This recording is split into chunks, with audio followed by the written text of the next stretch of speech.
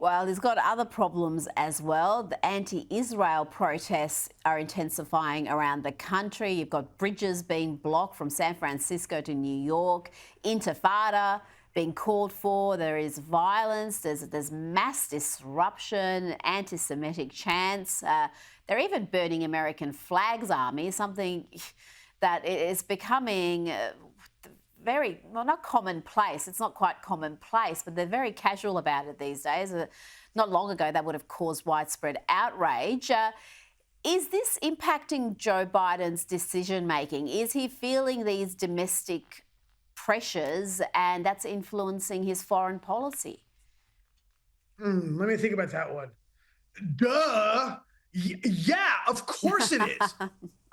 And by the way, a massive miscalculation on his part. Look, my daughter just texted me literally 5 minutes ago.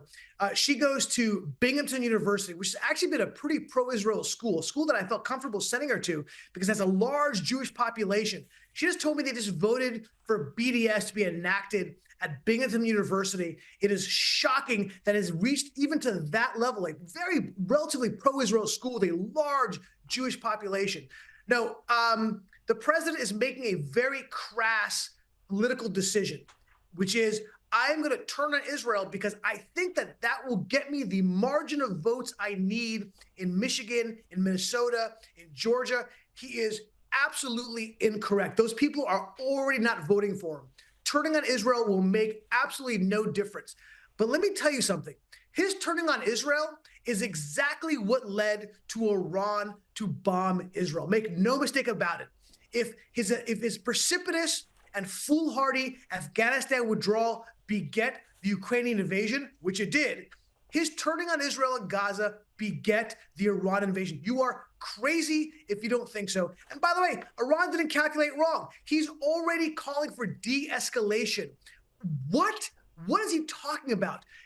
Israel was just hit with 300 missiles and drones. The only reason why they didn't get in is because of this technological miracle that Israel had with its air defense. But Israel has to treat this attack. I don't know if a lot of people are calling for this.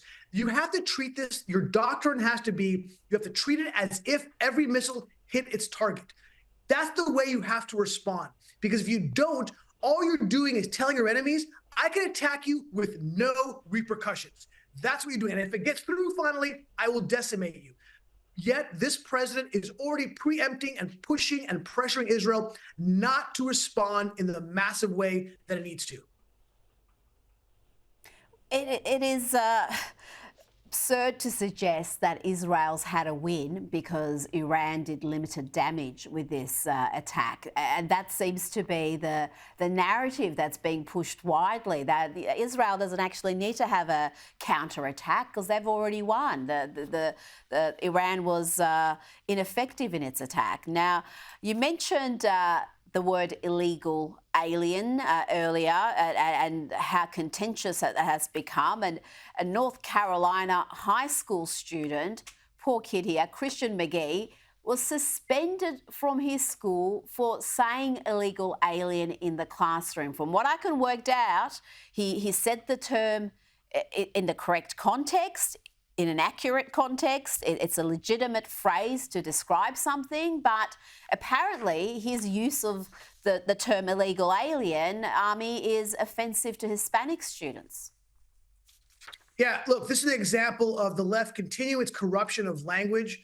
It's Orwellian, literally, as Orwell said, that thought corrupts language and language corrupts thought. Illegal alien is in our legal code. Illegal alien is in the dictionary. It's absolutely the right term to use, yet the left uses it because they want to change culture. That's exactly what they are doing. Ami Horowitz, always a pleasure to get your insights. Thanks for your time tonight. Pleasure is mine.